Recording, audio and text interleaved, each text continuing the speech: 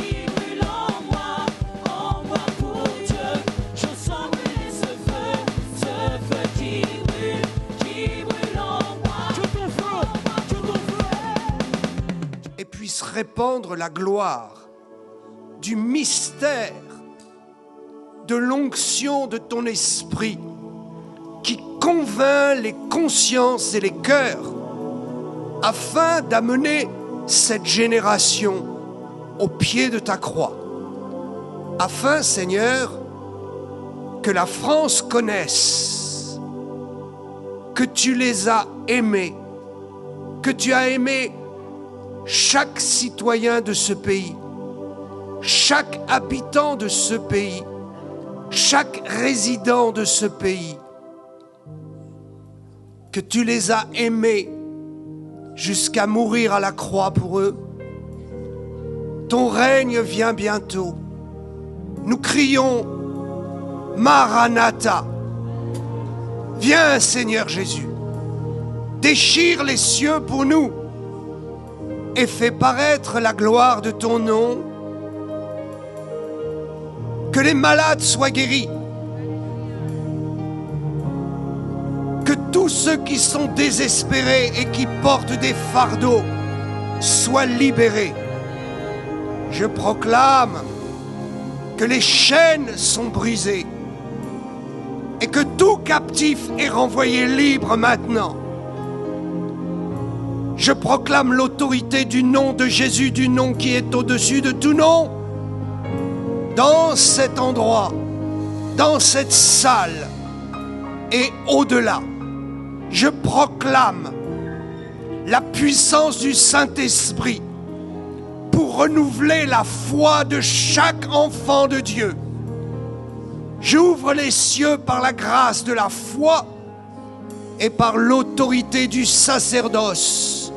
À toi soit toute la gloire, la louange et l'adoration. Nous voulons t'apporter notre adoration et nous laisser toucher par ton esprit. Je proclame le changement de l'atmosphère de cet endroit.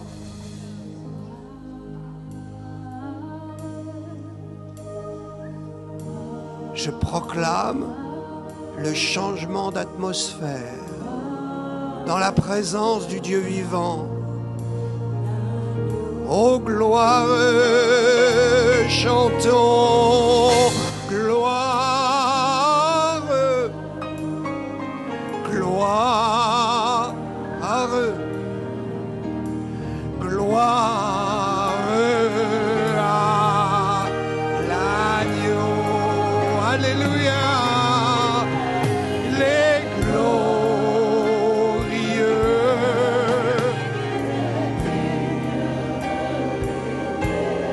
L'agneau.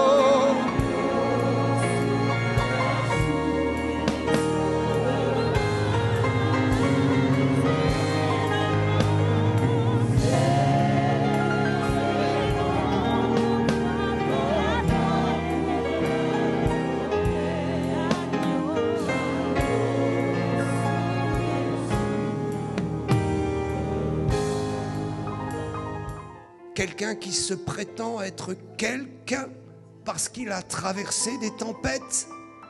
Quelqu'un qui croit qu'il a acquis une force par ses œuvres. Non, mes amis. Qui mettra le diable à genoux? Celui qui croit, celui qui s'engage, celui qui considère que même dans la vieillesse, il est fort, que même dans la jeunesse, il est fort. Que même dans l'inexpérience, il est abandonné entre les mains du Saint-Esprit. Fais confiance à l'expérience du Saint-Esprit. Dieu met un manteau sur quelqu'un maintenant. Dieu relève la puissance du service. Tu sortiras de l'ombre. Tu sortiras de tes limitations et tu te diras, c'est l'Esprit de Dieu qui me saisit pour le servir lui et lui seul, car les temps sont courts et car l'appel de Dieu résonne. La moisson est grande et il y a peu d'ouvriers. Père, je prie au nom de Jésus que ce soir ici, tu suscites les ouvriers pour la moisson. Montre-leur la gloire de la moisson. Au nom de Jésus, recevez le fardeau des âmes. Quelqu'un reçoit et je réactive le fardeau des âmes. Le fardeau pour la moisson. Ce n'est pas une question de tes capacités. C'est une question de ses capacités à lui. Au nom de Jésus, maintenant, je déverse l'onction. Je proclame le Saint-Esprit. Des fardeaux nouveaux. Dieu me montre des fardeaux. Il y a le vêtement de l'onction. Il y a le manteau du ministère. Et il y a le fardeau du Saint-Esprit.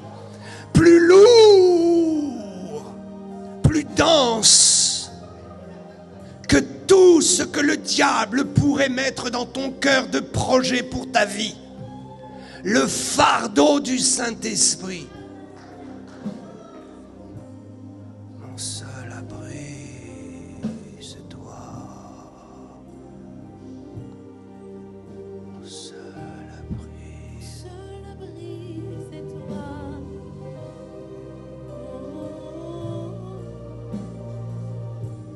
Seul abri, Seul abri, c'est toi. mon seul abri, c'est toi. Jesus. Toujours mon cœur te chantera,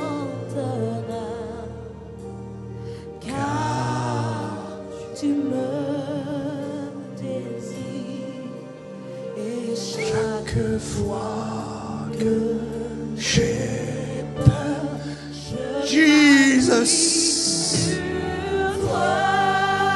sauve, sauve, sauve, Jésus. Délivre ce pays, que ce pays puisse se confier en toi. Sauve-les.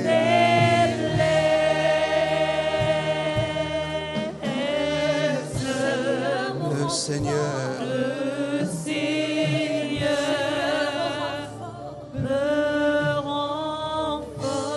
je m'appuie.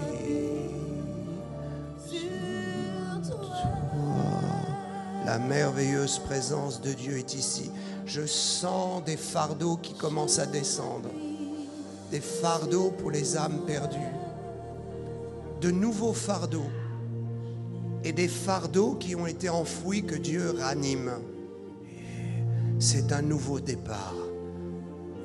C'est un nouveau temps. Je veux prier pour ceux qui sentent le fardeau de Dieu. Écoutez bien. Certains d'entre vous, vous avez senti quelque chose du fardeau de Dieu vous saisir. Certains, vous commencez à sentir et à voir les âmes perdues. Et vous dites, il faut que ça cesse. Il faut que les âmes soient sauvées. Je peux voir les fardeaux. Il y a un fardeau ici, à côté de la femme en orange, en noir. Je le vois descendre le fardeau. Regardez, regardez, regardez. Ça y est. Amenez-la. Il y a un autre fardeau sur cette femme blonde ici. Il y a quelque chose d'un fardeau qui est descendu par là à ma droite. Il y a un fardeau qui est parti par là. Alléluia. C'est l'heure où nous allons voir des gens, des femmes, des hommes entrer dans le service de Dieu et nous ne les soupçonnions pas.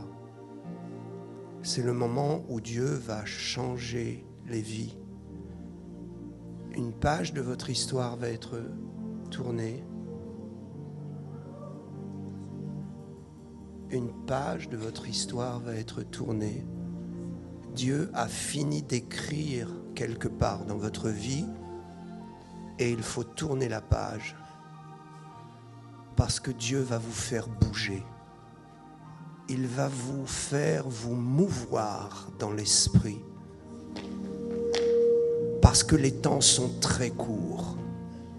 Très courts. Et la moisson est grande. Dieu appelle des ouvriers. Serez-vous de ceux qui vont répondre à l'appel? Il y a quelque chose qui bouge ici, à ma gauche. Regardez-moi, ici un peu plus loin, dans cette trajectoire, je vois quelque chose du fardeau de Dieu. Oui, c'est là. Oui. Amenez-moi cette personne. The sun comes up. It's a new day. Jesus, Lord. Il y a encore quelqu'un qui a reçu un fardeau là. Levons les mains, adorons-le. Adorons-le. Quelle merveilleuse chose. Pouvoir voir la conversion de ceux qui périssent. Worship His holy name. Sing like never before. Oh, my soul, I worship your holy name. I worship holy name. I worship your holy name.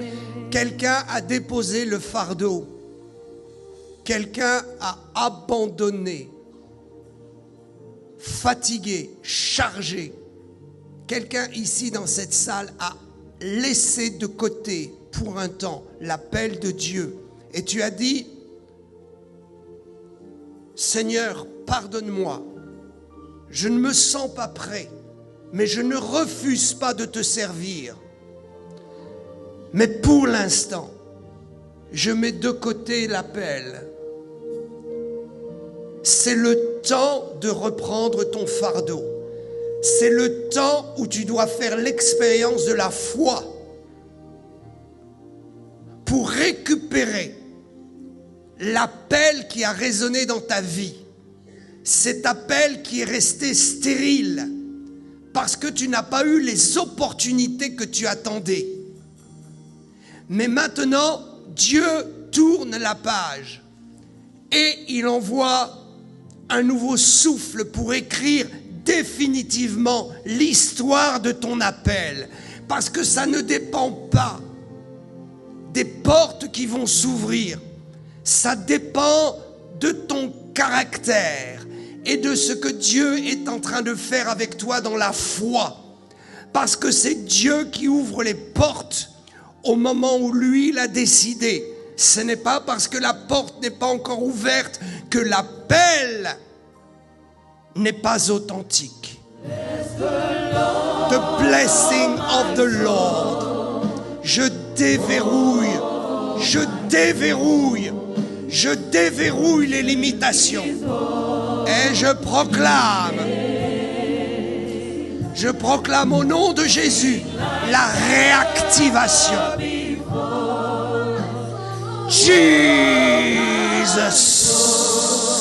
Jesus, take it, Holy Ghost, the Holy Spirit.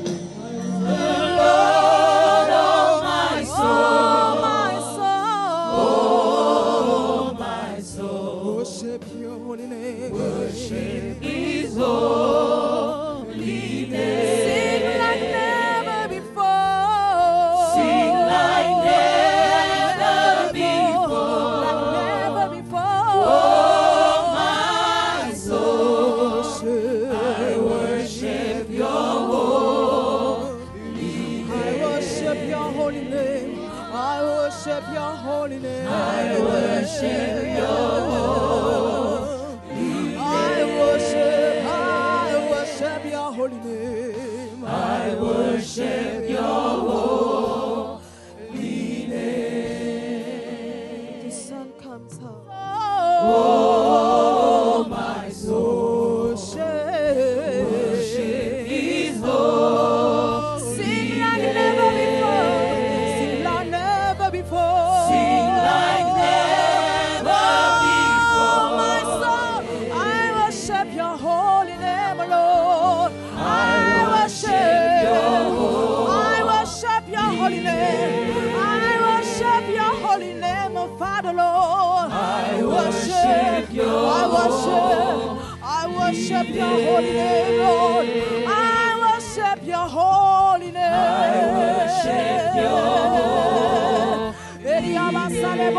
I worship your holy name, Father, Lord. I worship your holy name. I worship your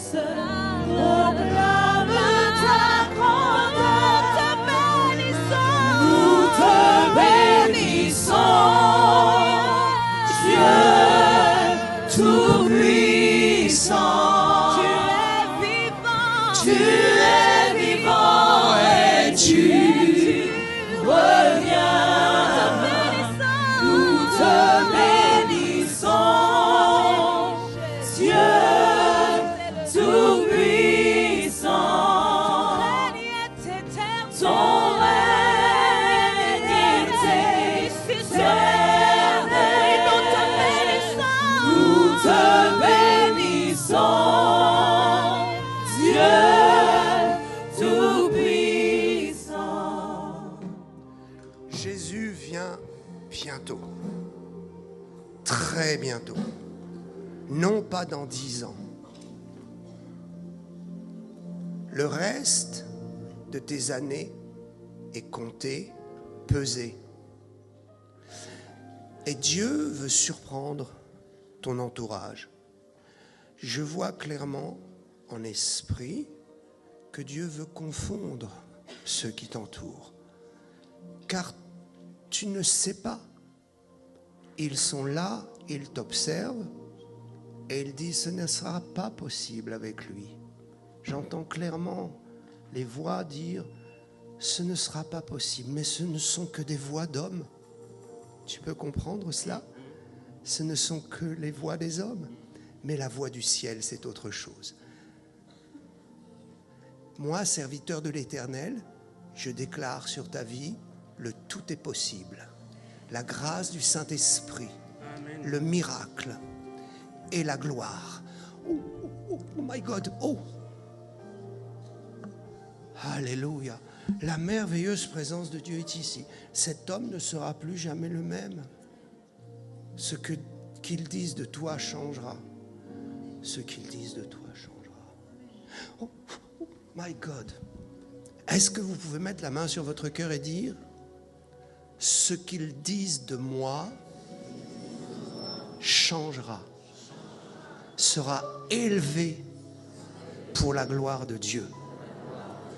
Car ce n'est pas un homme qui peut décider de qui je serai, mais c'est seulement le Saint-Esprit. Alléluia. Même là où vous êtes à votre place, sachez que Dieu opère dans votre vie. Parce que vous êtes dans un environnement où les anges sont présents, un environnement où le Saint-Esprit bouge, se meut et prend plaisir à la consolation, prend plaisir au relèvement, prend plaisir à envoyer le message du ciel dans vos cœurs. Car la moisson est grande et Dieu dit qu'il faut prier pour qu'il y ait des ouvriers. Donc le Saint-Esprit se souvient de nos prières. Le Saint-Esprit se souvient lorsque nous étions à genoux, lorsque nous supplions « Oh Dieu, envoie des ouvriers dans ma famille ». Je parle à quelqu'un qui se souvient et qui a dit « Dans ma famille, il doit y avoir des ouvriers qui se lèvent. Envoie les ouvriers, Seigneur ». Je parle à quelqu'un pour lui dire le Saint-Esprit se souvient. Et quand il bouge et qu'il se meut dans l'assemblée des justes, de ceux qui sont justifiés par le sang de Jésus, le Saint-Esprit est en action et il active son ministère. Il prend ta prière, il la trempe dans le sang de l'alliance. Et le Père exauce. Il souffle sur ta prière. Et ta prière envahit l'espace de ta maison. Ta prière touche la conscience de quelqu'un dans la lignée familiale. Et le fardeau commence à naître. C'est le temps de prier pour les ouvriers. C'est le temps de crier pour les ouvriers. Tu as prié, Seigneur, dans ma maison, Seigneur, dans ma famille. Ne pense pas que Dieu ira les chercher au bout du monde. Il le fera bien plus près que ce que tu ne peux imaginer. C'est le temps de croire dans le miracle. C'est le temps d'être unis. C'est l'heure pour le réveil. Le réveil ne pourra pas se faire en dehors de l'unité. Le réveil doit se faire autour de nous. Il commence en nous et il se prolonge autour de nous. Et il se répand dans notre nation. Car Dieu ne t'a pas placé en France pour voir le réveil arriver au bout du monde, mais pour le voir arriver d'abord dans ta maison, dans ta rue, dans ta ville, dans ta région, sur ta nation et ensuite jusqu'au bout du monde. Il y a certains ici, vous allez commencer à connaître comment Dieu travaille. Il travaille d'abord très près de toi. L'endroit le plus proche dans lequel le Saint-Esprit travaille, c'est dans ton cœur. Quand il a gagné ton cœur et qu'il a soufflé un souffle de réveil dans ton cœur et dans ta propre vie, c'est alors que cela peut se répandre autour de toi. C'est alors que tu peux envisager le miracle jusqu'aux extrémités de la terre. Alléluia. C'est un temps particulier. Je n'aime pas trop les cérémonies, mais je vous assure que les cérémonies sont spirituelles. Pourquoi je n'aime pas trop les cérémonies? Parce que mon cœur bat et brûle dans l'attente d'une grande cérémonie qui doit arriver. C'est comme si toutes les autres cérémonies s'évanouissent autour de moi, perdent de leur importance quand je considère l'œuvre des noces de l'agneau qui vient. quand je considère que nous sommes si proches d'une grande cérémonie au ciel, la plus belle des cérémonies que l'humanité attend, que l'Église attend, les noces de l'agneau, où nous pourrons dire un grand merci à Jésus, où nous pourrons exalter son œuvre et comprendre que toutes nos réussites sont dues à la victoire de Jésus sur la mort. Aucune de nos réussites n'a de sens en dehors du sang de Jésus, de sa mort, de sa victoire sur la croix de Golgotha. Il a vaincu le péché, il a vaincu la mort pour toujours. Dans quelques jours, le 1er mai, je fêterai spirituellement, dans une intimité profonde, avec Jésus, je fêterai 50 ans de marche avec le Saint-Esprit.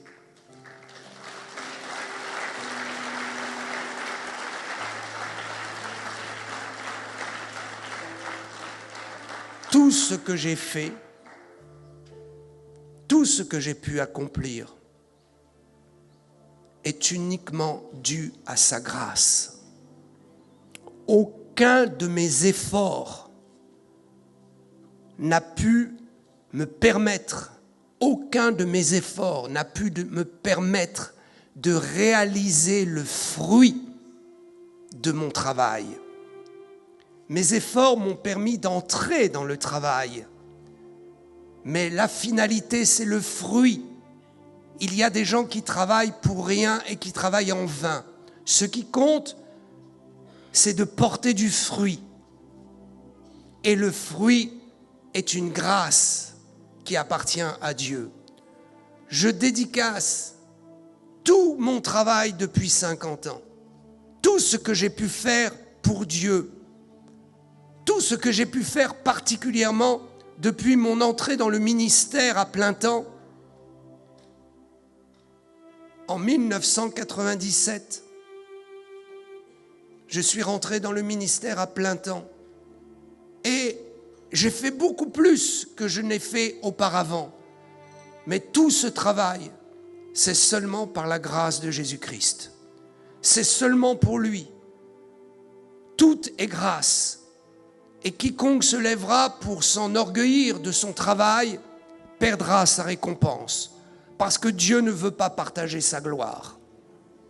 Il y a un mystère profond. Le diable ne pourra jamais toucher à votre travail, à votre récompense, tant que vous donnerez toute la gloire au Seigneur. Le jour où vous commencez à prendre la gloire pour vous-même, vous serez à ce moment-là dans un grave problème. Vous commencerez à renverser les règles et Dieu commencera à se retirer de vos affaires. Lui seul nous permet d'accomplir ce que nous accomplissons. Alors, pour moi, évidemment, c'est un jour merveilleux. C'est un temps merveilleux. Et je prie afin que chacun d'entre vous, vous puissiez finir votre course et ne pas mourir d'une mort physique, mais que vous puissiez vivre jusqu'à l'enlèvement. Parce que l'enlèvement est très proche.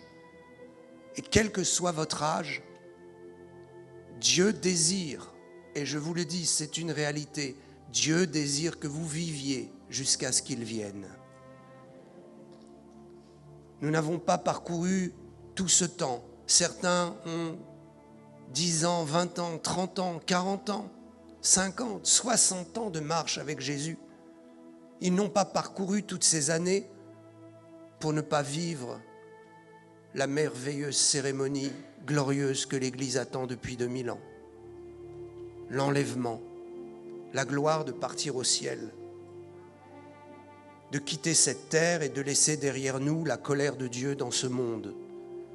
Car si nous allons traverser une partie des tribulations, nous ne pouvons pas être là lorsque la grande tribulation frappera le monde, parce que nous ne sommes pas des enfants de colère pour être encore sur cette terre. Mais nous devons combattre jusqu'au bout et ne pas nous décourager. J'ai beaucoup de choses à vous partager et j'essaierai d'être le plus précis dans la révélation du Saint-Esprit. Mais avant cela, je voudrais laisser la place à ma fille Marie-Hélène qui va dire quelques mots et puis nous nous laisserons conduire par le Saint-Esprit ensuite, n'est-ce pas? J'ai un petit cadeau pour certains. J'ai un autre petit cadeau pour d'autres à la deuxième session. Ne soyez pas déçus, votre tour viendra. Nous ne pouvons pas donner des cadeaux à tout le monde tout le temps, mais je crois qu'il y a un temps pour la récompense, il y a un temps aussi pour les remerciements. Peut-être vous avez encore un peu de chemin à faire et Dieu veut vous éprouver encore un peu avant que vous puissiez entendre les remerciements ou recevoir des gratitudes. Je crois que c'est bien d'attendre son temps afin de recevoir sa gratitude au bon moment. Le pasteur Chris Oyakhilome a développé quelque chose de très très important qui est dans l'esprit, c'est la culture du remerciement et des récompenses. Le problème en France, c'est que le corps pastoral a jugé le dialogue comme étant une porte ouverte à l'orgueil. Quel type de dialogue? Le dialogue où nous disons merci. Alors, dans notre théologie profonde française, évangélique et pentecôtiste, nous avons été éduqués de la sorte. On a été éduqués en disant, tu sais, si tu dis trop merci, ce n'est pas bien, parce que tu glorifies l'homme et c'est à Jésus qu'il faut dire merci. Donc, oubliez de dire merci aux gens. Ça, c'est une erreur fondamentale, une erreur doctrinale, une erreur qui touche profondément et qui attriste le Saint-Esprit. Parce que Dieu veut que nous puissions encourager et dire merci à la juste valeur. Et puis, il y a un autre mot qui est terrible, c'est de récompenser. La récompense, n'est-ce pas? Parce qu'on est issu d'une culture qui est un christianisme qui a voulu démontrer que le salut s'obtenait par les œuvres.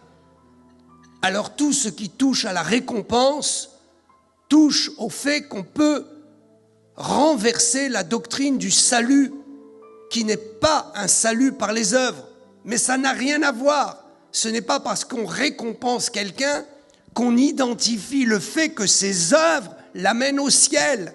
Ça n'a rien à voir. Il faut donc pouvoir encourager et gratifier. La Bible nous montre clairement qu'il y a ceux qui sont sauvés et il y a ceux qui sont sauvés en recevant des récompenses. Ne soyez jamais de ceux qui sont sauvés au travers du feu, dont les récompenses seront brûlées parce qu'ils n'ont pas agi pour le Seigneur avec loyauté. Donc nous recevrons des récompenses au ciel. Et oui, nous verrons des gens qui ont payé un grand prix, qui ont payé un prix que d'autres n'ont pas voulu payer pour le salut des âmes. Nous payons un prix pour sécher les larmes de ceux qui souffrent, et certains refusent de payer ce prix. Ils perdront des récompenses, parce que Dieu honore ceux qui l'honorent. Si vous honorez Dieu, il vous honorera. Il vous honorera en vous récompensant et en vous disant, bon et fidèle serviteur, monte ici et que tout le monde voit que tu m'as servi avec loyauté. Oui, Dieu récompense. Et nous avons perdu dans notre culture francophone, française, cette notion de l'encouragement par la récompense. J'aime beaucoup le pasteur Chris Oyakhilome, qui a relevé réellement cette importance d'encourager par la récompense. Nous encourageons en disant merci. Nous encourageons en élevant dans la récompense afin de positionner chaque chrétien dans un niveau d'autorité, de gloire supérieur. Savez-vous que le Saint-Esprit vous élève, mais que vous pouvez être élevé par le corps pastoral. Le corps de Christ et l'Église a le pouvoir de vous laisser assis sur une chaise toute votre vie ou de vous élever dans le service, l'autorité et la récompense de l'œuvre que vous pourrez accomplir au sein du corps de Christ. Et puis il y a une troisième chose, c'est qu'on ne veut plus dire qu'on aime. Donc il faut retrouver cette culture du « je te remercie ». Je veux te récompenser, je veux te faire des cadeaux et je veux te dire que je t'aime. Peuple de Dieu, je vous aime. Il est temps de ne plus se juger les uns les autres. Il est temps de ne plus se critiquer les uns les autres. Il est temps de ne plus vouloir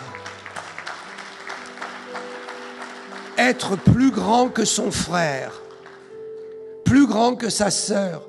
Réjouissons-nous si le Saint-Esprit utilise quelqu'un plus que nous dans le monde visible. Parce que peut-être il t'utilise moins dans le monde visible et plus dans le monde invisible. C'est ainsi que tu arriveras au ciel et que tu diras « Seigneur, tu me donnes une telle place, qu'ai-je fait ?» Et Dieu te montrera tout ce que tu as fait dans l'invisible et qui a du poids éternel pour lui. Alors nous voulons croire que celui qui est découragé, qui a lutté pour le Seigneur, a le droit à notre amitié, a le droit à notre amour fraternel, a le droit à nos encouragements, a le droit aux félicitations. Ce n'est pas élever quelqu'un dans l'orgueil, ce n'est pas élever l'homme, c'est tout simplement être dans le principe normal de l'amour. Que Dieu vous bénisse. Aujourd'hui, on voulait surtout rendre honneur à Dieu pour la vie de son serviteur. Nous voulions prendre un moment de qualité pour remercier le Seigneur de nous avoir fait ce cadeau, qui est le pasteur Daniel Vinzigny, pour le corps de Christ, pour chacune de nos âmes en particulier, plus peut-être que d'autres, et la mienne en particulier, de l'avoir élu, il y a maintenant 50 ans, d'avoir baissé ses regards sur sa vie, sur ce jeune homme de 16 ans, qui était parmi les pires. Mais regardez les disciples, Dieu se choisit souvent les pires pour en faire les meilleurs, parce qu'il est celui qui décide, c'est lui le chef, il choisit qui il veut. Et donc voilà, pasteur, on voulait juste prendre ces quelques temps pour t'honorer, te remercier de ton sacrifice. Moi, personnellement, te remercier d'être mon papa, d'être mon père. C'est grâce à toi si je suis ce que je suis. C'est grâce à toi si je sers Dieu, qui est la chose la plus belle de ma vie. C'est grâce à toi si au ciel, j'aurai les récompenses que j'aurai. Parce que sans ton sacrifice, sans ta ténacité, sans ta volonté à ne jamais abandonner, à ne jamais baisser les bras et à toujours chercher le meilleur pour le corps de Christ et pour tes enfants, et moi en particulier. C'est grâce à ça que je fais ce que je fais. Et pour ça, merci, parce que c'est le plus grand trésor, parce qu'il est éternel. Servir Dieu est une richesse éternelle. Nous n'amassons pas des trésors ici sur terre, et si les trésors terrestres viennent, alors gloire à Dieu. Mais nous bâtissons un royaume éternel. La Bible dit, cherchez premièrement le roi. Non, elle dit cherchez premièrement le royaume. Imaginez tout ce que cela signifie, le royaume, tout le fonctionnement du royaume, tous les principes du royaume, tout l'héritage et les richesses et les bénédictions qui découlent du royaume. Donc papa, je t'aime de tout mon cœur. Tu es ma personne préférée sur terre. Et je prie et je sais que nous allons encore avoir beaucoup de Kingdom Business Adventures, comme je dis, les aventures du royaume. Bonjour, Pasteur Daniel. C'est Teresa Belfoy, la pom-pom girl de rêve. Félicitations pour ces 50 années de ministère et pour cette magnifique nation qu'est la France. Vous savez que je suis américaine, mais je pense que je suis française parce que mon nom est Savel. Est-ce français, oui? Mais Dieu m'a donné un cœur pour la France et pour les gens de la France. En anglais, ça va? I am so grateful that God connected us. Your sacrifice and your love for your nation and to pray consistently for revival in your nation is so inspiring, and it's happening. And I want to say thank you for not quitting, not giving up, and for fighting the good fight of faith to see France for Jesus. France pour Jésus. So we congratulate you. We honor you today. In fact, I'm going to have cake in your honor. I want you to know we believe in you. From your American friends in Texas, nous vous aimons. Félicitations! Surprise, surprise, surprise. Hello, Pastor Daniel. This is Pastor Armando and Pastor Sandra from Los Angeles, California, from Iglesia Koinonia here in Los Angeles and Koinonia Ministries. We want to congratulate you. We want to celebrate your 50 years of serving the Lord. It's a milestone in your life. It's a big honor for us to blessing you in this time. And it's a special moment, a man who was anointing for a special calling. Thank you for all these 15 years. God bless you mightily. And the Lord continue using your life in such a mighty way. We love you so much, Pastor Daniel. Thank you for you respond to the word and respond to Jesus. God bless you. God bless you. We celebrate your life because of your trajectory, all the things that you did for the Lord. I know that many people in many nations are celebrating your life. It's a milestone. It's a big blessing, and we ask the Lord to bless you with more favor and more grace, because more is coming your way, Pastor Daniel. You haven't finished. There is more and more from the Lord. So stay tuned, because more blessings are coming from heaven upon you and your family. We love you, and we celebrate you in this milestone. We celebrate. God bless you. God bless you. Take care. 50 ans de marche avec le Seigneur Jésus, c'est beaucoup. Un demi-siècle. Toutes mes félicitations à l'apôtre Daniel Vandini. Que le Seigneur te garde toujours enflammé pour lui et que tu puisses toujours être consacré pour faire avancer le corps de Christ jusqu'au retour de Jésus-Christ. Que le Seigneur te garde, te protège et que Dieu te bénisse. Pastor Daniel, God bless you from Texas in the USA. Hey, I'm just sending my congratulations for 50 years of ministry for the Lord's glory. I've always appreciated your kindred spirit with mine for the presence of God. And I just pray He gives you many, many more years of fruitful ministry as you bring others into the fullness of His Spirit. I know His anointing will be upon you. God bless you and your family. We love you and just pray the best is yet to come. God bless you.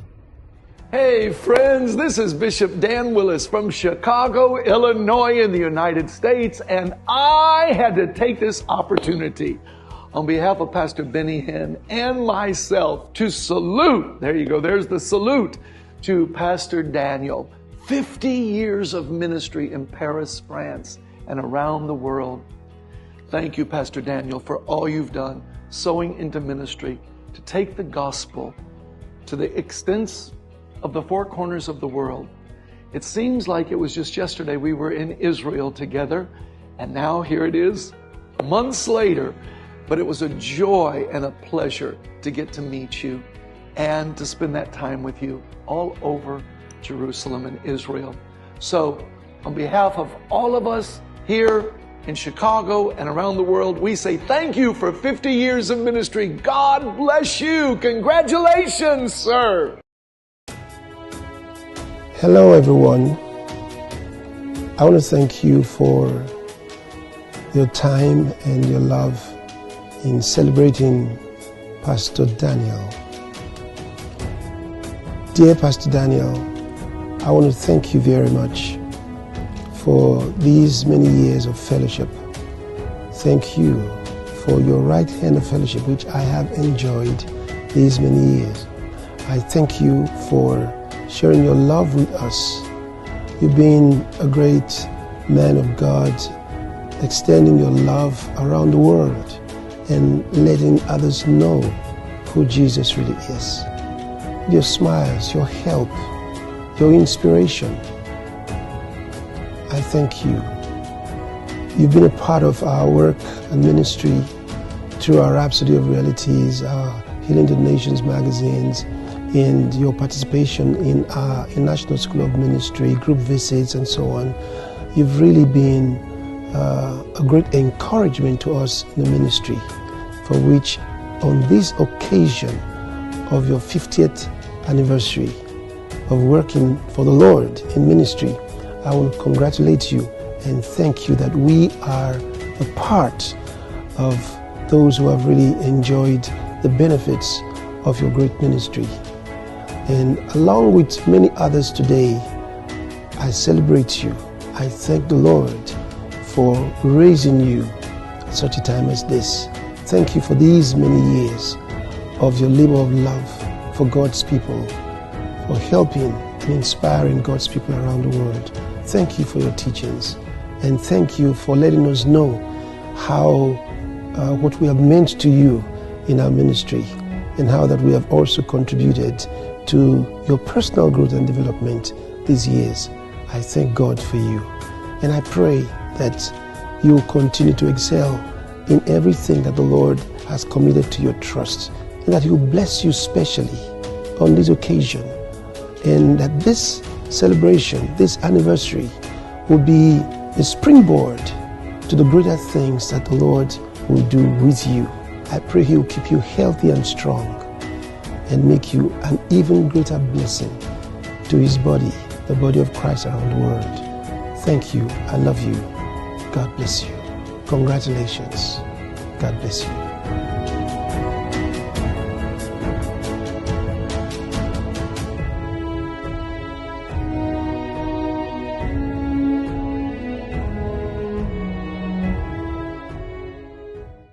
Behold, He comes riding on.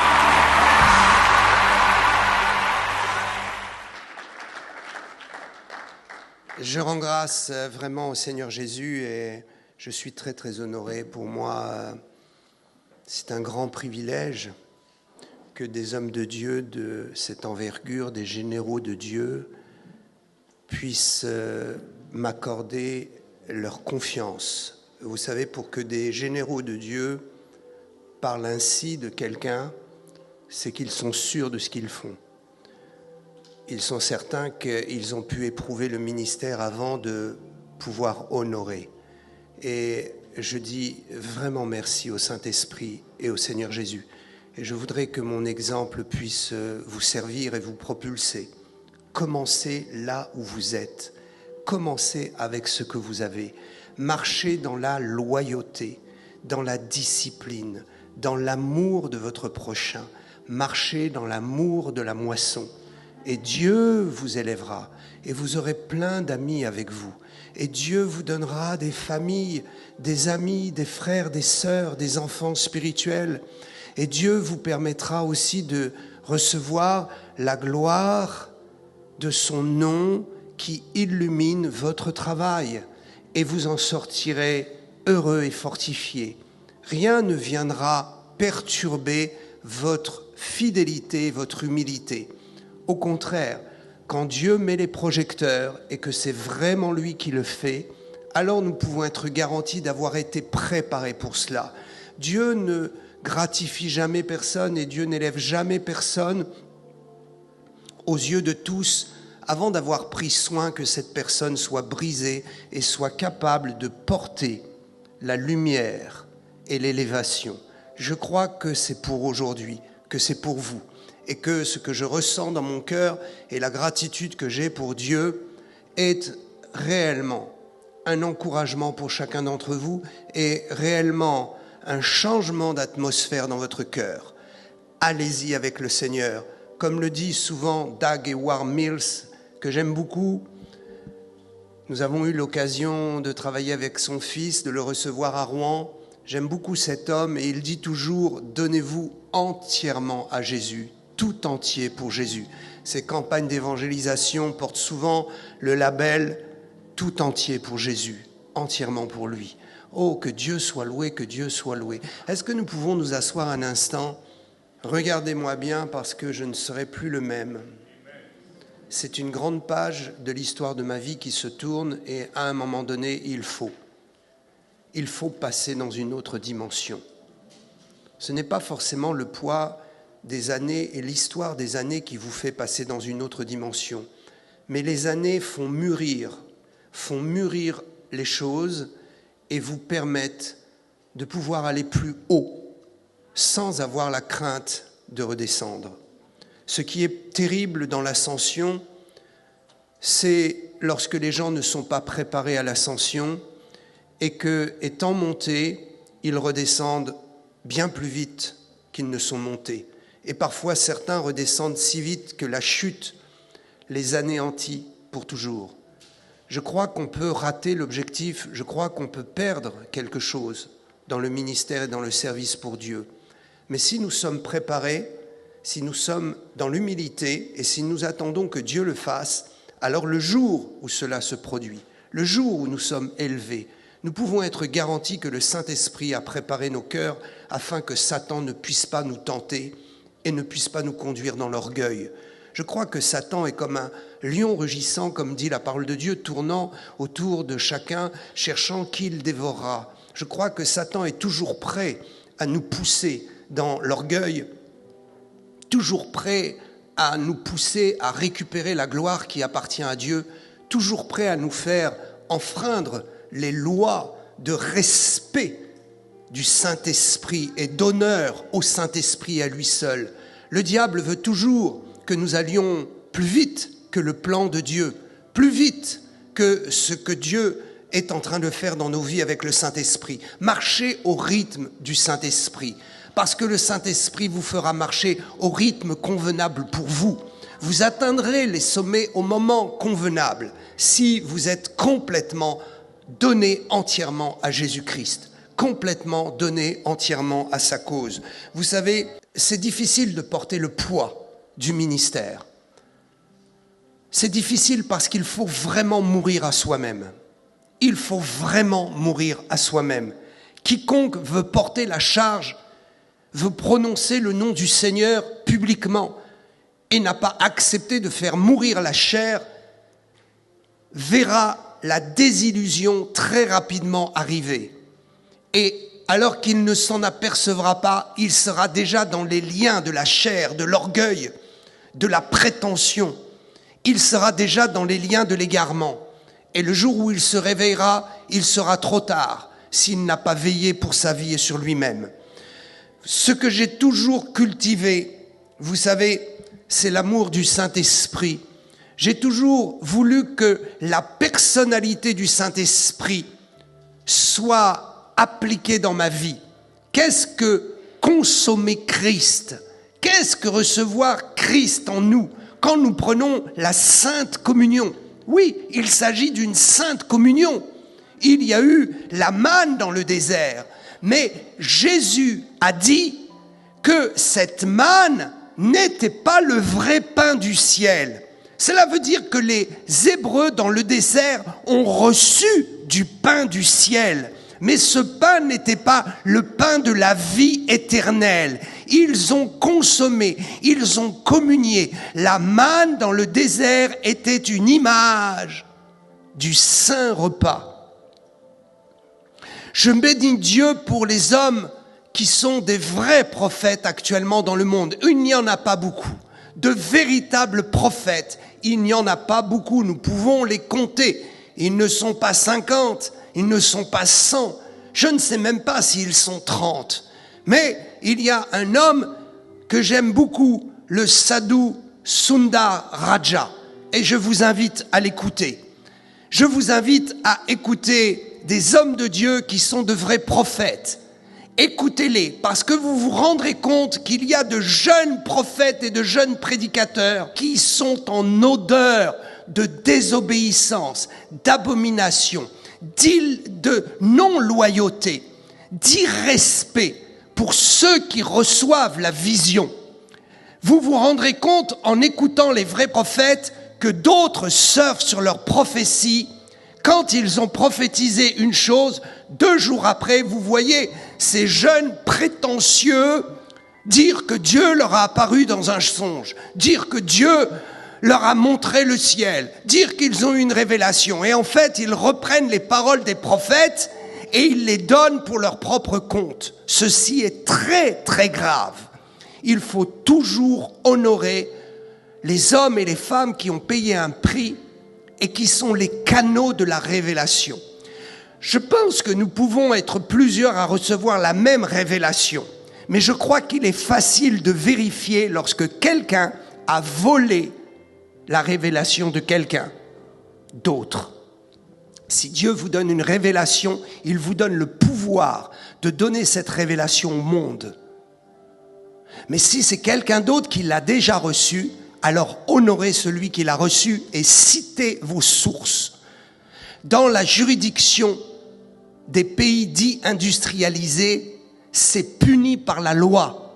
Lorsque vous dites quelque chose ou que vous volez l'invention de quelqu'un ou que vous volez le travail de quelqu'un, quand une invention est arrivé parce que quelqu'un a beaucoup travaillé pour découvrir quelque chose, si quelqu'un vole son brevet, c'est répréhensible devant la loi. Vous pouvez avoir reçu quelque chose sans savoir que quelqu'un d'autre l'a reçu. Et là, Dieu vous honorera. Mais si vous fraudez, et je mets en garde les jeunes prophètes qui fraudent, ne les écoutez pas, renseignez-vous. Et voyez que ça ne se fait pas. Je n'ai jamais vu cela dans le corps de Christ. Je me souviens, il y a 10 ans, 20 ans en arrière, nous avions un tel respect pour ces choses. Donc, je veux dire une chose. C'est une révélation qui ne m'appartient pas. Je veux rendre honneur au Sadhu Sundar Raja, qui a une vie exemplaire dans la consécration, des jours dans la prière, des choses incroyables dans la consécration que vous et moi, nous ne sommes pas prêts à faire. Un ange est venu et Jésus lui a parlé. Jésus lui a parlé de la manne qui était tombée dans le désert. Et Jésus lui a montré que cette manne était un aliment spirituel que même les anges consomment. Nous allons manger au ciel. Il est temps de lever les voiles. Il est temps de sortir d'un évangile étriqué, restreint, sans révélation. Il est temps de passer l'enfance et d'arriver à la stature de Christ pour comprendre que Dieu est un Dieu grand et que nous allons manger au ciel. Nous allons consommer des choses qui vont demeurer en nous et qui vont porter la vie de Christ. C'est ainsi que Jésus a voulu expliquer que la manne était venue vraiment du ciel et portait en elle-même un miracle. Ils n'ont pas eu besoin de docteurs, de chirurgiens. Pendant 40 ans, ils ont marché sans maladie. Ils n'avaient pas grand-chose à manger dans le désert si ce n'est cette manne. Mais cette manne les a fortifiés, leur a permis de marcher sans maladie, leur a permis également de recevoir le concept de la loi qu'aucune nation ne pouvait recevoir parce qu'ils avaient mangé la manne. Et ça, c'est moi qui le dis sur la révélation du prophète Sadhu. Dieu m'a montré, en écoutant sa révélation, que Israël, les Hébreux dans le désert, ont pu porter et recevoir la loi parce que physiquement, mentalement, dans leurs cellules et dans leur corps tout entier jusqu'au cerveau, aux échanges gazeux, chimiques du cerveau, aux échanges électriques dans le cerveau, ils avaient reçu quelque chose de surnaturel en mangeant un pain et une nourriture qui est descendue du ciel et qui s'est transformée physiquement. Quand vous prenez le corps de Christ, Dieu m'a montré que dans les aliments, le pain et le vin, il y a une substance surnaturelle qui vient se mélanger aux aliments. Le pain ne se transforme pas en chair physique. Le vin ou le jus de raisin, le produit de la vigne, ne se transforme pas en sang. Mais il est impacté au moment où vous le prenez par la foi d'une substance spirituelle qui est véhiculée par le pain et le vin jusque dans vos cellules. Il y a une dizaine de jours, j'ai vécu cela.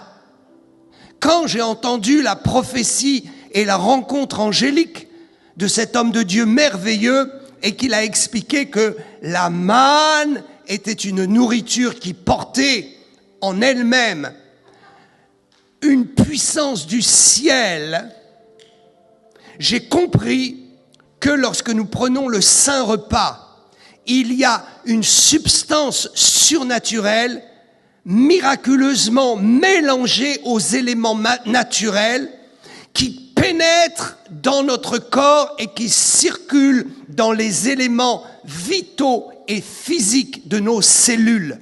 C'est ainsi que si vous êtes malade, prenez la Sainte Seine avec foi. Et sachez qu'en prenant cela, vous allez déclencher à un moment donné une réaction physique. Donc, nous prenons et nous consommons le corps de Christ. La manne était une image de ce processus spirituel. Et Christ est venu, il est mort. Et la nuit où il fut livré, la nuit où il a partagé par anticipation la Sainte Seine avec ses disciples, il a pris le pain et dans la fraction du pain, il a produit physiquement l'onction de sa vie et du miraculeux de la communion avec lui par ces éléments. C'est ici un mystère. Et nous n'aurons pas fini d'expliquer ce mystère que Jésus sera revenu.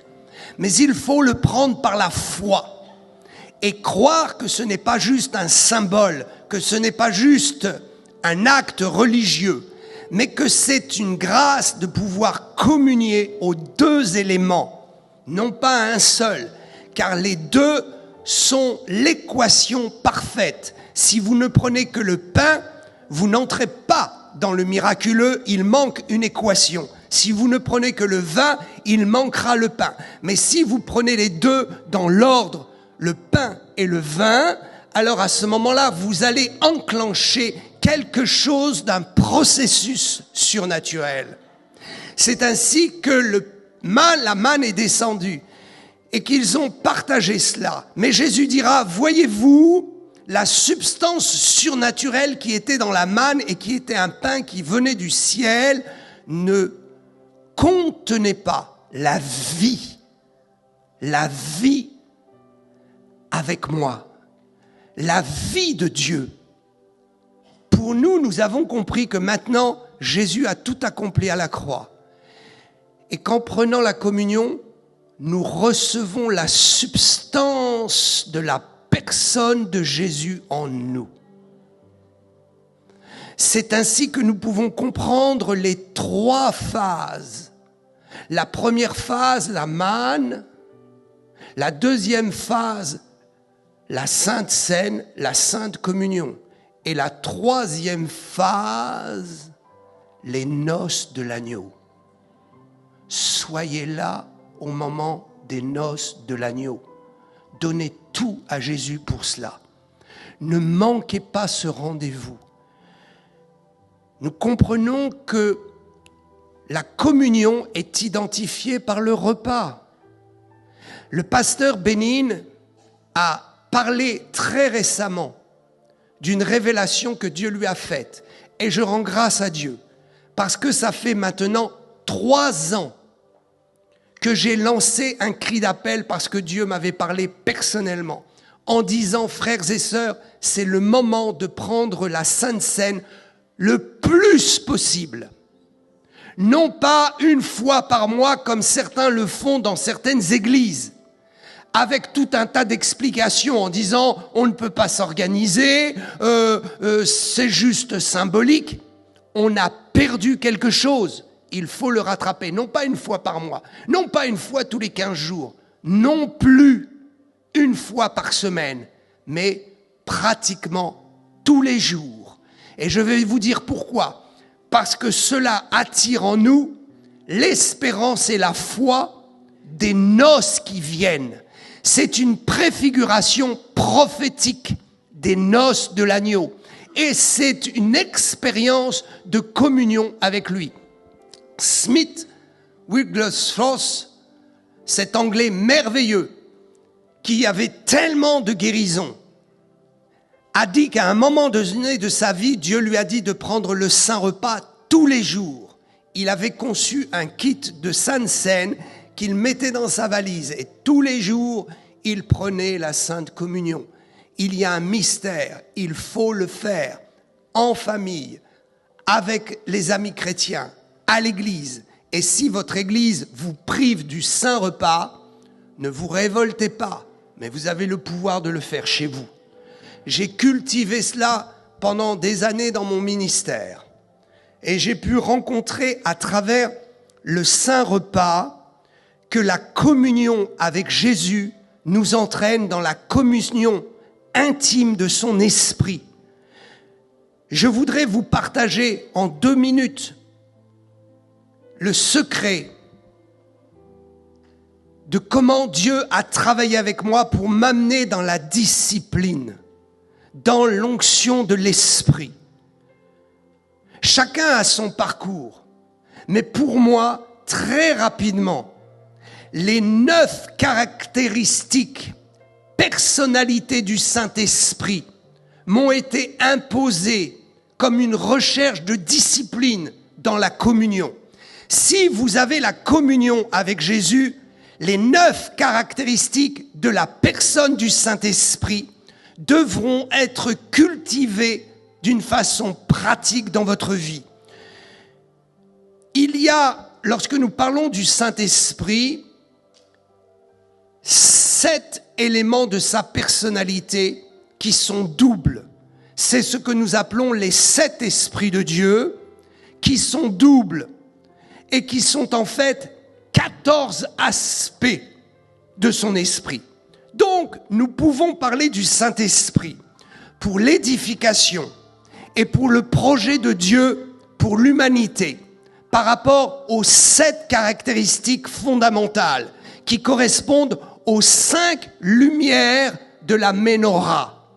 La Ménorah n'est pas un chandelier. Nous appelons cela le chandelier et ce n'est pas grave d'utiliser ce terme. Mais nous savons que ce n'est pas un candélabre, c'est-à-dire que ce n'est pas un chandelier où nous mettons des bougies, mais c'est une Ménorah, c'est-à-dire que c'est un objet à 7 branches qui est destiné non pas à recevoir une bougie qu'on fait brûler, mais à recevoir de l'huile qui est brûlée avec une mèche. Nous n'entrerons pas dans cette définition spirituelle qui nous montre un caractère authentique de l'Esprit de Dieu dans notre vie. Mais nous comprenons qu'il y a ces 7 aspects. Derrière ces 7 aspects, il y a les 7 autres aspects doubles. Et je me suis déjà exprimé. Mais lorsque nous parlons de communion, nous allons trouver 9 aspects qui sont en fait incorporés dans les 14 et qui nous permettent de trouver 2 aspects supplémentaires très personnels dans notre vécu. Je ne veux pas compliquer les choses, mais je vais simplement vous énumérer afin que vous puissiez comprendre que dans la communion, il faut absolument vivre Jean chapitre 16 et verset 13. Le Saint-Esprit est la vérité. Il est une personne. La vérité n'est pas un concept, c'est une personne. La vérité n'est pas un concept dans votre vie, c'est votre vie qui doit être vérité. Si vous communiez avec Jésus, votre vie doit être vérité. J'ai depuis longtemps appris par le Saint-Esprit que je ne dois pas parler de la vérité, que je ne dois pas philosopher sur la vérité, mais que ma vie doit être vérité. Quand vous m'approchez, vous devez voir vérité en moi. Vérité par mon comportement. Vérité par mon abnégation. Vérité par mon offrande à Dieu. Vous êtes la vérité. Et votre vie doit impacter ce monde par le témoignage que vous vivez en vérité de vie. Jean chapitre 14, verset 16, qui m'a beaucoup conduit, parce que j'ai été lapidé, je le suis encore. Béni soit le Seigneur de ce que nous sommes jugés dignes d'être lapidés, rejetés, méprisés comme Jésus l'a été pour porter l'onction. Jean chapitre 14, verset 16. L'esprit de consolation qui plaide. Oh, je bénis Dieu. S'il ne m'avait pas consolé, je serais mort. Je serais mort spirituellement et peut-être physiquement.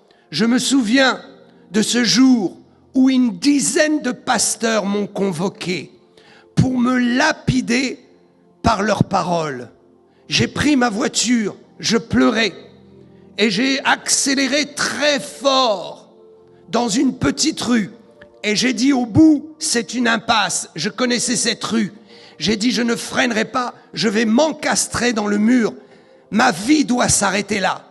Et au moment où j'ai accéléré, que je me suis rapproché de ce mur, l'esprit de consolation m'a fait freiner brutalement, m'a fait pleurer et m'a encouragé. J'ai entendu le Saint-Esprit me consoler, me demander de pardonner et me dire, je plaiderai pour toi. Jean chapitre 14, verset 16. Le Saint-Esprit est un consolateur parce qu'il est la consolation. Le Saint-Esprit ne viendra pas vous parler de consolation. Le Saint-Esprit ne viendra pas vous faire des beaux discours. En un mot, il vous consolera. Le miracle se fera dans votre cœur. Il y a quelqu'un qui a besoin d'être consolé. Le Saint-Esprit est le seul qui va non seulement opérer la consolation, mais réparer les dégâts, parce qu'il va plaider devant Dieu. Est-ce que nous sommes capables d'être des consolateurs plaideurs? Le paraclet, le Saint-Esprit est le paraclet. Ce mot veut dire consolateur, plaideur. Alléluia. Et puis, le troisième chose, l'esprit de puissance et de force, Actes 1, 8. Quatrième chose, l'esprit de sagesse, Éphésiens 1, 17. Plus mes cheveux blancs apparaissent sur la tête, et plus je pleure et je gémis, cherchant la sagesse. Non plus être un donneur de leçons, mais être une vie qui démontre que nous pouvons marcher et agir sagement. Imiter ceux qui démontrent la sagesse par leur réussite et leur comportement et arrêter d'écouter ceux qui philosophent sur la sagesse. La personne, devenir une personne sage, ce n'est pas juste parler, c'est démontrer par son témoignage que nous avons les bonnes options et que nous savons désamorcer les conflits et les querelles par la présence de notre ministère. Alléluia. La communion fera que vous serez vous-même, de votre personne, des producteurs du caractère du Saint-Esprit. La cinquième chose, c'est l'esprit d'adoption. Romains 8, 15. Nous avons été adoptés par le Saint-Esprit. Nous lui appartenons en propre. Jésus est venu. Mon ami, peut-être tu n'as pas Jésus dans ta vie. Jésus est venu et il t'a racheté parce que tu étais captif de Satan. Tu es captif de tes péchés. Et Jésus veut te montrer que tu es orphelin et que cette captivité est illégale. C'est pourquoi il a payé le prix à la croix afin que tu comprennes qu'il a payé pour ton adoption et que maintenant tu es son fils, sa fille pour toujours si tu lui donnes ton cœur. C'est ainsi que nous vivons l'adoption. Je ne me considérerai jamais comme quelqu'un qui n'est pas un enfant de Dieu. Je marche comme un enfant de Dieu. Je ne le confesse pas simplement, je veux le vivre. C'est ainsi que nous arrivons à l'esprit de grâce. Hébreux 10, 29. À l'esprit de foi. 2 Corinthiens 4, 17. À l'esprit d'amour. 2 Timothée 1, 7. Et à l'esprit de vie. Romains 8, 2. Je suis vivant. Vous êtes vivants. Et c'est une réalité. Ceux qui voudront vous tuer échoueront. Parce que la vie est en vous par la communion. J'ai cultivé et cultivé encore ces 9 attributs de la personne du Saint-Esprit. Et quand j'ai rencontré les enseignements de Catherine Kuhlman et les enseignements du pasteur Bénin, j'ai vu la personnalité du Saint-Esprit encore dans une hauteur que je n'avais jamais connue avant. Abandonnez-vous à Jésus, qu'il vive en vous. N'oubliez pas, Jésus a dit, « Celui qui demeure en moi et en qui je demeure pourra demander ce qu'il veut, il sera exaucé. » Nous ne demeurons pas en Christ au moment où nous sommes nés de nouveau. Nous recevons le Saint-Esprit. Nous recevons une part de Christ. Mais pour recevoir sa vie et vivre comme lui vivait, il faut chercher à demeurer en lui. C'est ainsi que plus vous allez prendre le saint repas, plus vous allez demeurer en lui et plus il fera son habitation en vous. Il y a une réalité. Pour que Jésus vive en moi, il faut d'abord que j'aille le saisir. Il nous a saisis à notre conversion. C'est à nous de le saisir maintenant par la foi et de faire vivre en nous sa personne et sa personnalité. Je crois que Dieu va nous emmener très loin et je crois qu'il est temps de laisser de côté tous les beaux sermons pour enfin s'attacher à la communion. Je suis navré, j'ai grand-peine, mon cœur souffre dans ce pays en France. Beaucoup parlent du Saint-Esprit, mais ne le connaissent pas. Beaucoup parlent de la délivrance, mais ne savent pas ce qu'est la délivrance. Beaucoup vont parler de l'onction, mais ils sont incapables d'ouvrir le ciel. Ils sont juste capables de faire du mouvement. Nous ne condamnons personne, nous avons compassion. Et je veux citer des noms uniquement pour rendre grâce au ministère, mais je ne citerai pas de noms pour ceux qui sont dans l'hérésie. Ils se reconnaîtront. Je veux juste dénoncer des attitudes afin que nous puissions grandir. Alors c'est une joie pour moi. Après avoir prophétisé, il y a à peu près 3 ans que nous devions prendre la communion, Dieu m'a dit de faire des kits à Sainte-Seine. C'est symbolique. Mais j'ai commencé à le faire et j'ai voulu vendre. Et le Saint-Esprit m'a dit, ne fais surtout pas cela. C'est spirituel. Nous ne vendons pas l'onction. Or, tous les kits que tu fais de tes mains, où tu pries dessus, c'est moi qui vais oindre. Et cela m'appartient. Et je ne veux pas l'or et l'argent. Je veux les cœurs. Donc, j'ai eu beaucoup de mes enfants spirituels, amen, à qui j'ai offert les kits à Sainte-Seine.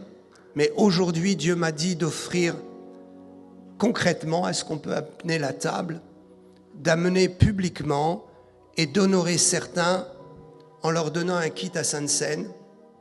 Priez afin que Dieu vous localise et afin que je puisse avoir à cœur de vous offrir un kit à Sainte-Seine.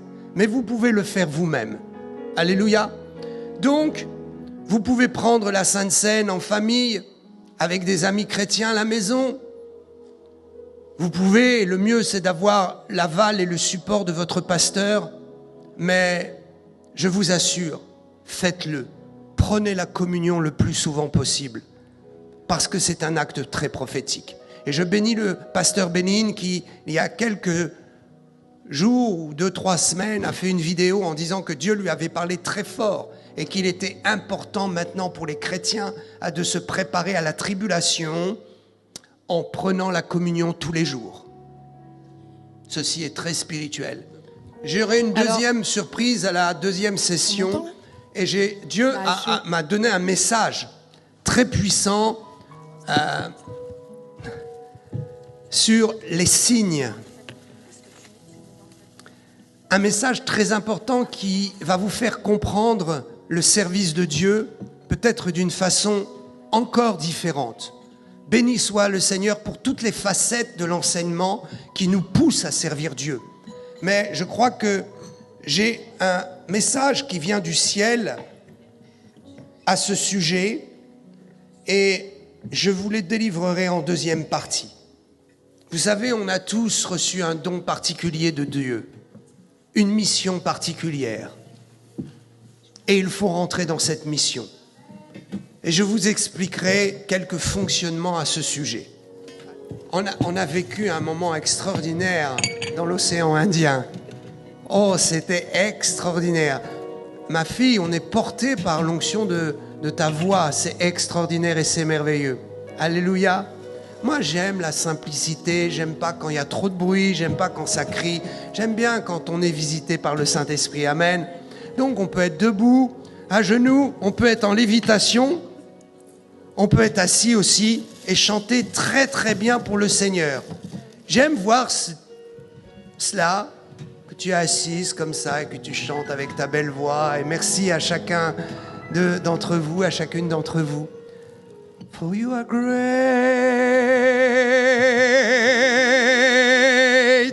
you do miracles so great. There is no one else like you. There is no one else like you, for you are great. You do miracles so great. You deserve the glory.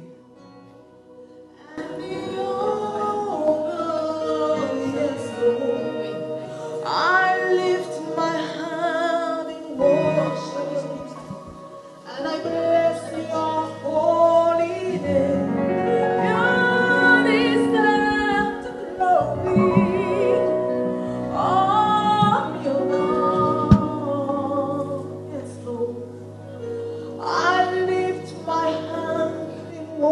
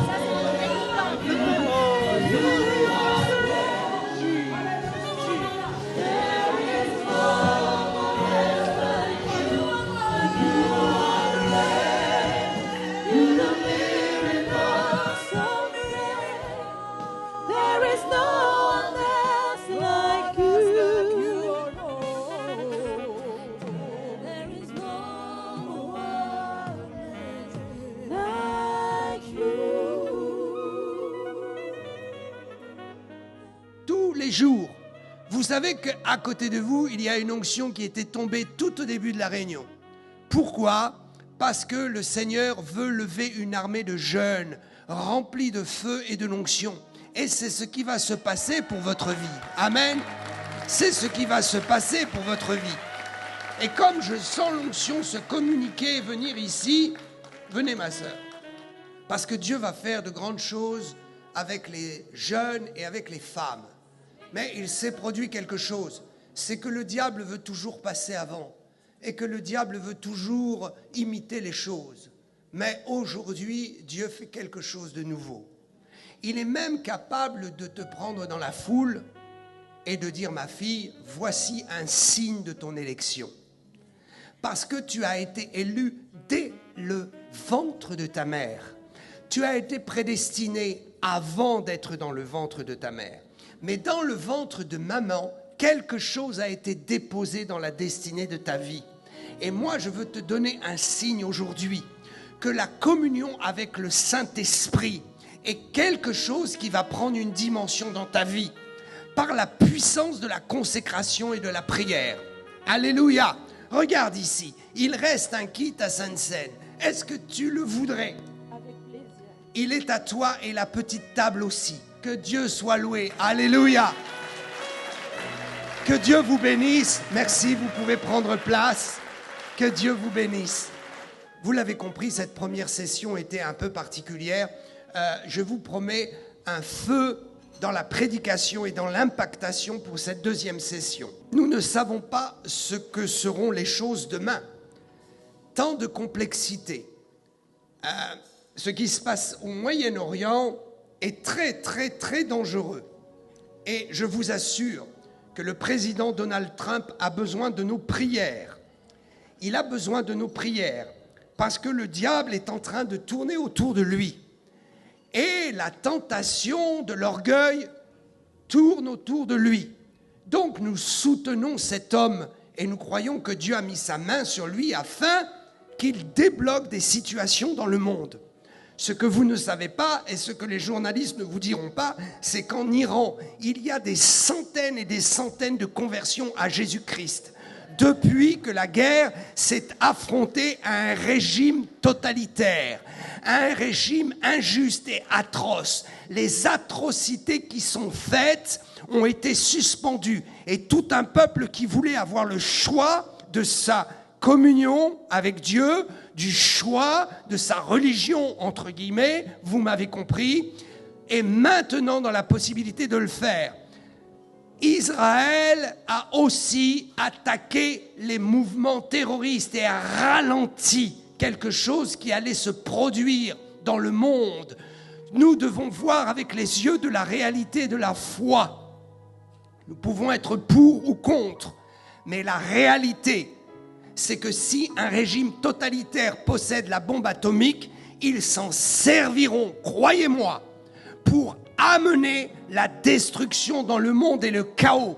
Parce que leur philosophie religieuse dit que plus le chaos viendra, plus la guerre arrivera et plus ils auront un règne sur cette terre et plus l'islam pourra triompher. Je vous le dis haut et fort avec tout le courage que Dieu me donne, nous n'avons pas une religion de combat. Nous avons une religion de combat contre le diable et non pas contre les hommes. Mais il y a d'autres philosophies qui combattent les hommes. Et nous bénissons Dieu de ce qu'il y a un ralentissement. La troisième guerre mondiale viendra. Ils utiliseront les bombes atomiques. Mais c'est encore pas pour demain. Ce n'est pas encore pour demain. Il reste encore un temps pour la moisson. Il reste encore un temps pour la grâce. Et c'est à vous d'être les acteurs de la grâce en France. C'est à vous de comprendre que même si nous ne sommes pas d'accord avec ceux qui tirent les ficelles dans le monde, nous devons profiter de cette fenêtre ouverte. Nous devons profiter de ce temps qui nous est donné, où les puissances du mal sont atteintes pour nous permettre de prêcher l'évangile.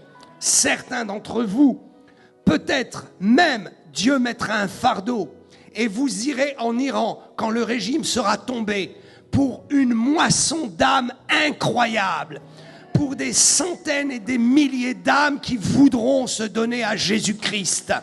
C'est votre heure, c'est votre temps. Ne perdez pas l'occasion. Fortifiez-vous, devenez forts et croyez ce que Dieu va faire avec vous. Alléluia.